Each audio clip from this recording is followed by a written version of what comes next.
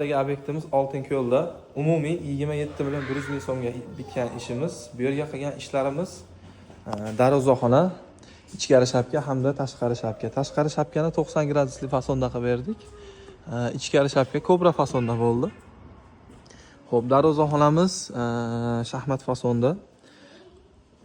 Tunikadan tashqari, ya'ni patologga yopishtirilgan narsadan tashqari tanlov ham qo'yib berdik. 25 metr shu ichkari tarafiga kobra fason bo'ldi bu taraf.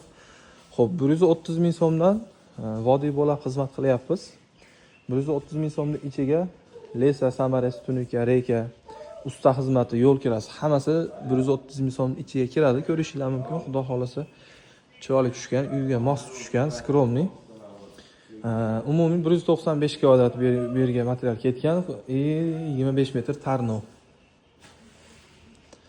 Kimga shunaqa xizmatlar kerak bo'lsa, aloqaga chiqinglar. Xudo xolasa chiroyli qilib ishlarni bitkazib beramiz.